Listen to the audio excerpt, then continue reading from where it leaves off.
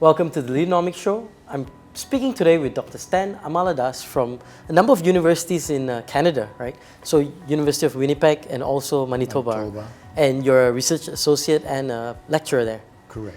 And you've written a book, a couple of books now. Yes. So tell us a bit about yourself and how did you end up being an academician, and also how do you get into this whole space of leadership research? When I started my university days, my focus was in sociology. So I did my master's in sociology, and my first doctoral work is in organizational sociology. It was exciting work, but what I found that was kind of missing was matters of the heart. It was very head-oriented, very much in a scientific mode, and that had a place in itself, but the idea of leadership somehow extended beyond questions of mind or questions of science. And I know you talk about the science of, so I'm not going to go there. Well, you can challenge us on that. No. I think it has a place, but my focus was in stories, in narratives, and stories that are told. And when I began to read up on leadership and leader work, there was a tremendous influence of stories, not only on individuals themselves, but also on people. And also that within the context of, we'll talk about the book later, but within the context of what I was writing there is this whole notion that we tell stories. But more than that, we are also storied by the stories we tell. Okay, explain that a bit. Yeah, so on the one hand, you make your stories, and you have tremendous authorship in telling your stories and in making your stories. But over time, what happens is people forget the authorship of their stories, and they allow the stories that have been told to story them. They're no longer in charge, or they give up authorship. And over time, those stories take on a power of its own. So 10 years from now, you'll be telling a story that so-and-so said 10 years ago. And where did that come from? Where is that power coming from? And in my research and experience and what I hear from people, and I hear them telling the stories, the fun part, and I shouldn't say fun, I'll take fun out of it. I think the learning feature is that it reveals a telling, and it also hides a forgetfulness. And you wrote this book, Intentional Leadership, right? That's correct. Tell us a bit about the big insight from this book. And the context, the context for this story, for this book, is that just look around us today.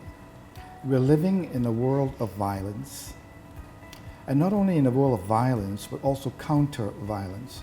For everything that happens, there is a counter-violence. And what ends up is that we come into what we call an endless cycle of violence, counter-violence. So the language of endless does not have a part of itself the language of termination. We do not know what it means to end an endless cycle. It's just not part of its language. So the question that I asked is, are there people who actually engage in the process of ending violence? How did they go about that? What choices did they make? So in a way, the motivation for the work is the violence that you see today, and the counter-violence. And the inspiration for the book, however, is the story choices of these individuals, men and women. So why intentional leadership? I mean, what's intentional? I mean, well, I'll come at it at two different ways. The first is the road to hell is paved with good intentions. Okay. So I think it's about time we start talking about intentional leadership. Okay. And I don't want to go in too much of a segue or distract us, but I think part of our challenge with leadership is that as soon as we act, we open ourselves up to consequences that are unintended. Okay. But we don't talk of leadership that way because you're vulnerable. We talk of leadership more in terms of what do you want to do, how do you go about doing it, did you execute it? But the experience of leadership is very different. Okay. Secondly, Roshan, I think from a heart perspective, imagine what would happen if we don't talk about intentional leadership. So, can I share a story Sure. with you? Love share a stories. story, and it's not mine. It comes from a fellow by the name of James Patrick Kinney. He lived in Connecticut way back in the 50s in Ohio. And he was an Irishman, and he was writing within the context of the civil rights movement as was going on there. And he saw the bigotry, he saw the hatred, he saw the religious divisions, he saw the gap between rich and poor. So here's his story. I share this with you, and it's his. And he writes, it's a poem. 6 men, he said, and the women in their room can be very pleased that they're not part of the story. So there is hope, huh? Okay. So 6 men trapped by happenstance in bleak and bitter cold. Each man possessed a stick of wood, or so the story is told. Their dying fire in need of logs. The first man held his back, for of the faces around the fire, he noticed one was black. The second man, looking across the way, saw one not of his church, and could not bring himself to give the fire his stick of birch. The third man sat in tattered clothes. He gave his coat a hitch. Why should his log be put to use to warm the idle rich? The rich man sat and thought of all the wealth he had in store and how to keep what he had earned from the lazy, shiftless poor. The black man's face bespoke revenge as the fire passed from sight. All he saw in his stick of wood was the chance to spite the white. The last man of this forlorn group did not accept for gain, giving only to those who gave is how he played the game. Their logs held tight in death's still hand was proof of human sin. They did not die from the cold without. They died from the cold within. That was his story. Now, that's why I am so passionate about the idea of what it means to be intentional. Not about what? About keeping our community fires alive. And for the fires to be alive, we have to find a way to let go of all that's moving us to hang on to the logs that we have. Because the logs could be like our gifts. And without the gift, there is no community, there is no warmth, there is no fire. And what happens as a consequence is we die from the cold within. And this is what I see happening today in our world. And we have numerous examples of that. I don't have to tell you what they are. We just have to open the newspapers or read on air.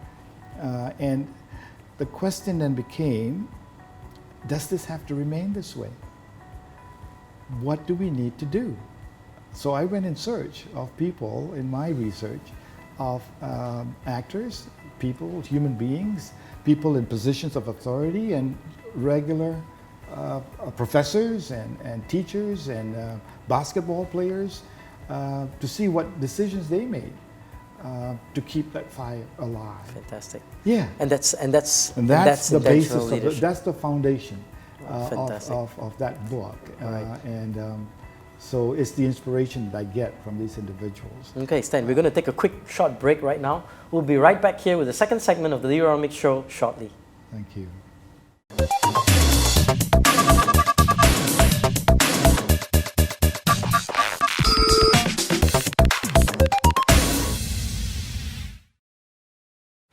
Welcome back to the Leaderonomics Show. Today we have with us Dr. Stan Amaladas. You know, it's been a pleasure having you, and you're talking Thank about you. your book, Intentional Leadership. Yes. And you know, you have 11 different folks that you feature here. But before we get into them, you know, tell us some of the dimensions of intentional leadership. What really is the essence of it?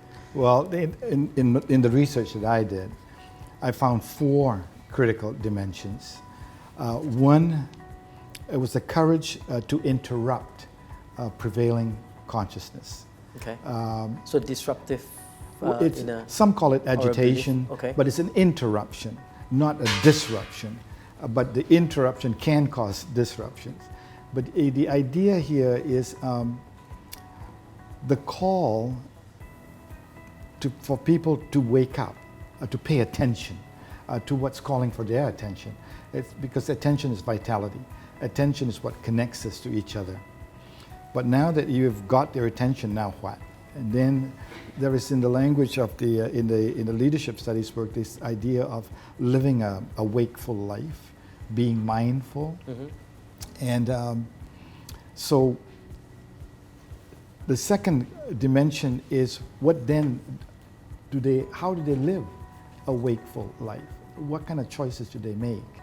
I'll give you an example of one person that I picked up in relation to living a wakeful life. Because of it, the context of the book is violence. So I pushed it to the extreme. What about people who suffer the irreversible consequences of the negative actions of others? So what do they need to wake up to? Because they've just suffered something really bad. And not their fault too. So, for example, there was a professor, a friend of mine at the University of Manitoba. He's a musician. He teaches at the Faculty of Music. He plays the saxophone. And he moved his family from the University of Manitoba to Western State University in Connecticut, of all places. Same place as Kinney.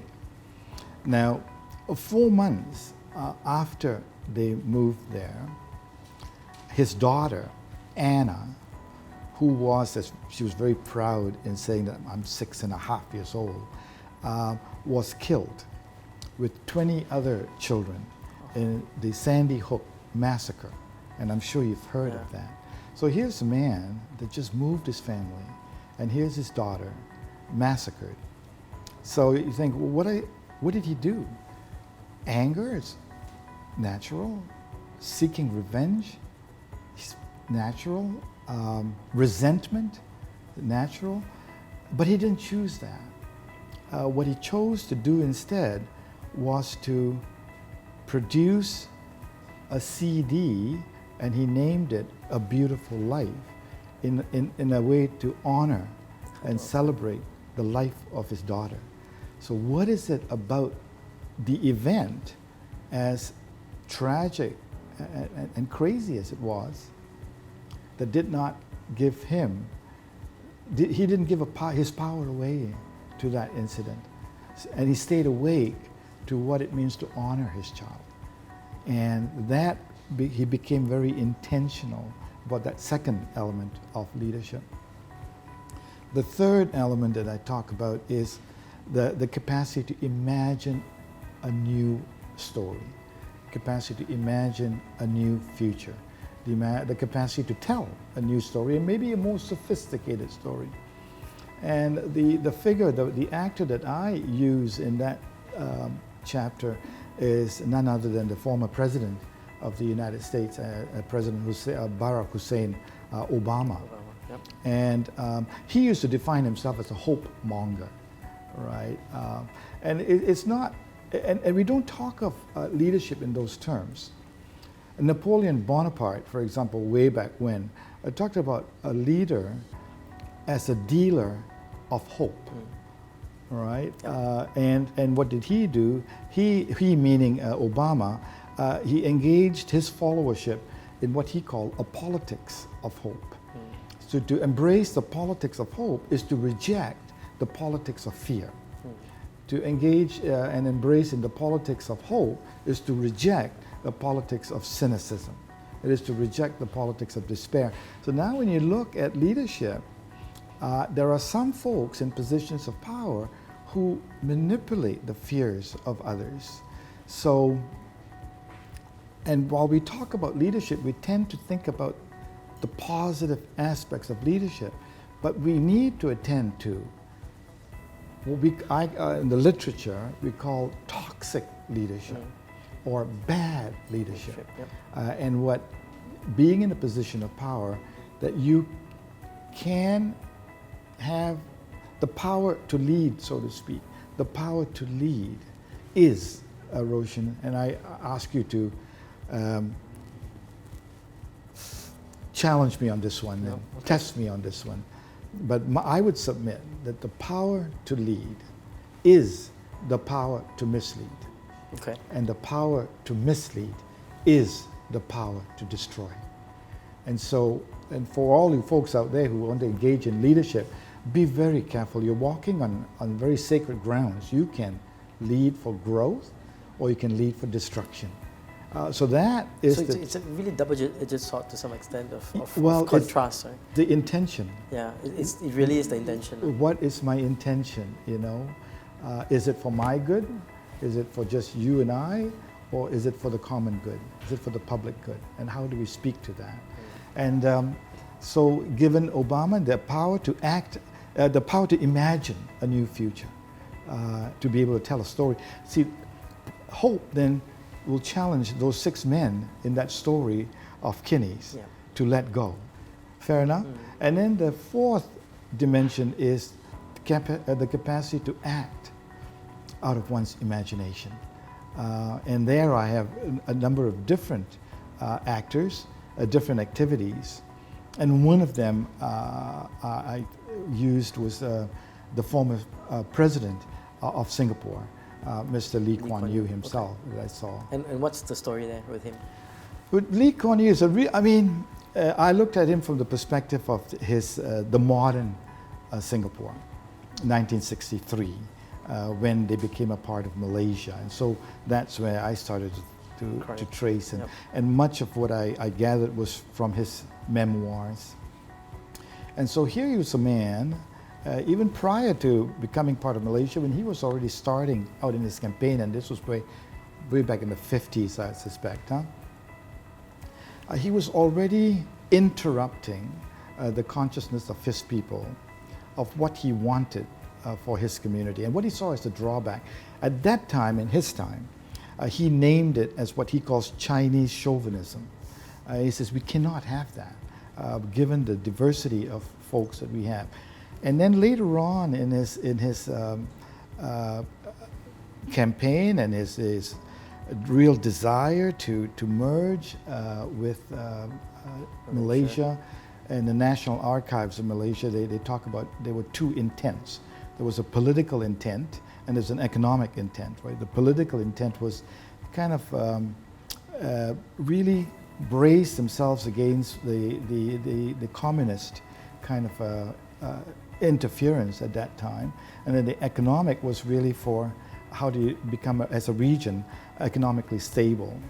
And he believed at that time that Singapore was not possible without being a part of Malaysia. And this is not my language, it's in his book. He said it many times, Right, and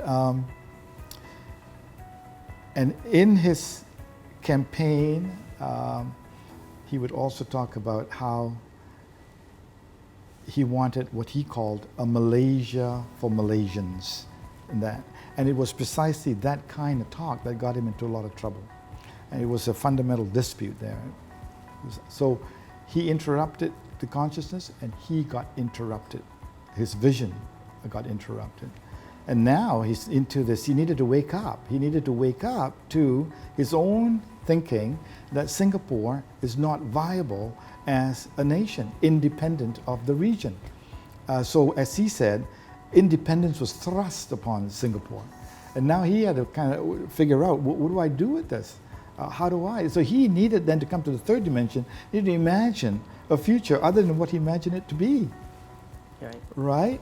And then he needed to act out of that imagination, and the acting out of that imagination is what he called differentiation. How do I differentiate myself, ourselves, Singapore, by our sovereignty, by our competitiveness, and yet stay related? So it was one that's independent and yet related. And that was, I think, his, it was a genius. I mean, yes, there's all kinds of talks around being a benevolent dictator and all, we've got that. but he moved it in a way that laid a stamp. And it'll be kind of really interesting now to see how Singapore continues to differentiate itself. Because he said that very early, 1965, and then again in 2009, he said the perennial challenge for Singapore is differentiation. How do we differentiate ourselves? How do we distinguish ourselves? And 50 years ago, they didn't believe where they would be today. You look at the country today and where it's at, you begin to wonder, like, wow, there's a lot of changes and so what did he then do? I mean, there was he called on his people to reject the politics of communalism. B, that failure is not an option. Right? Almost Napoleonic. And C, that corruption in his own cabinet. It's not tolerable. And so how did it come back to the Kinney story is that giving only to those who gave is how he played the game. It's what we call transactional leadership. He's saying that doesn't happen here. And so he had to make choices in leading his own people through that trying time. So I play with that. With what he offered in that chapter. Excellent. I really look forward to, I mean, it must be an exciting book that you have written here. Well, I hope so. I want to end with a question of advice, right? So, you know, if you were to have to impart some general insight on leadership to some of our viewers, you know, and a piece of advice or nugget of wisdom that you can impart to them, right? What sort of advice would you impart to our viewers? Well, you know, I'm not sure if I want to impart wisdom on a leadership level, I mean, but perhaps on an intentional leadership perspective. Sure. It's you know, what's calling for your attention today? What's tugging at you?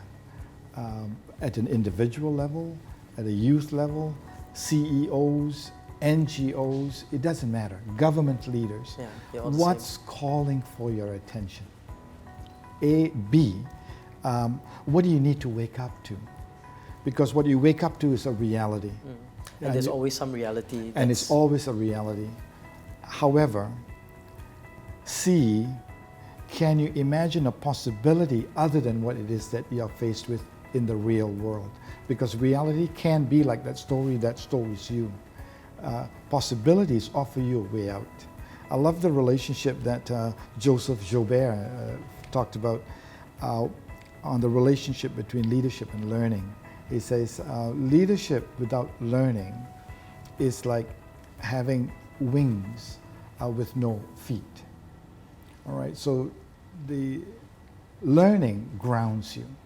Leadership gives you an opportunity to rise and fly and kind of see something other with new eyes.